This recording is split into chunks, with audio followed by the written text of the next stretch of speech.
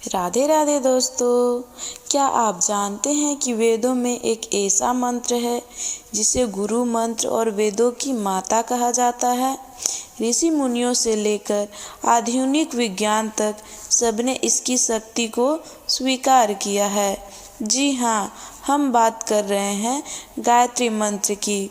आज के इस वीडियो में हम न केवल इस मंत्र का उच्चारण और शुद्ध अर्थ जानेंगे, बल्कि यह भी समझेंगे कि इसका हमारे दिमाग और जीवन पर क्या प्रभाव पड़ता है। तो चलिए शुरू करते हैं। सबसे पहले जानते हैं इस दिव्य मंत्र को। ओम भूर्भुवः स्वः तत्सवितुर्वरेण्यं भर्गो देवस्य धीमहि धियो यो नः प्रचोदयात्। इस मंत्र की रचना ऋषि विश्वामित्र ने की थी और यह ऋग्वेद के तीसरे मंडल से लिया गया है। अब बात करते हैं इसके अर्थ की, क्योंकि बिना अर्थ जाने तो प्रार्थना अधूरी है। ओम, यह उस परमात्मा का मुख्य नाम है। भूर्भुवः स्वः, भू मतलब पृथ्वी, भुवः यानी अंतरिक्ष और स्वः यानी स्वर्ग, यानी वह ईश्वर जो तीनों लोकों में व्याप्त है। तत्सवितुर्वरेण्यं, तत् का अर्थ है वह, सवितु का अर्थ है सूर्य के समान चमकने वाला, वरेण्यं यानी वरण करने योग्य या श्रेष्ठ और अपनाने योग्य। भर्गो देवस्य धीमहि, भर्गो यानी पापों का नाश करने वाला शुद्ध प्रकाश, हम उस दिव्य प्रकाश का धीमहि यानी ध्यान करते हैं। धियो यो नः प्रचोदयात्, यह मंत्र की सबसे मुख्य प्रार्थना है। धियो यानी हमारी बुद्धि, हे ईश्वर हमारी बुद्धि को प्रचोदयात् यानी सन्मार्ग सही रास्ते की ओर प्रेरित करें। अगर हम पूरे मंत्र को एक वाक्य में कहें तो इसका अर्थ है, हे प्रभु आप हमारे रक्षक हैं, हमारे दुखों को हरने वाले हैं। हम आपके उस दिव्य और श्रेष्ठ प्रकाश का ध्यान करते हैं जो हमारे पापों को नष्ट कर देता है।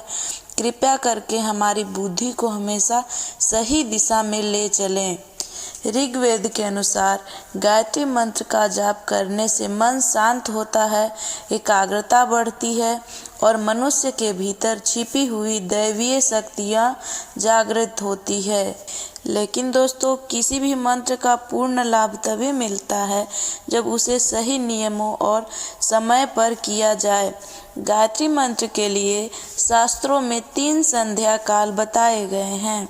पहला समय है प्रातः काल, सूर्योदय से थोड़ी देर पहले जाप शुरू करें और सूर्योदय के बाद तक करें।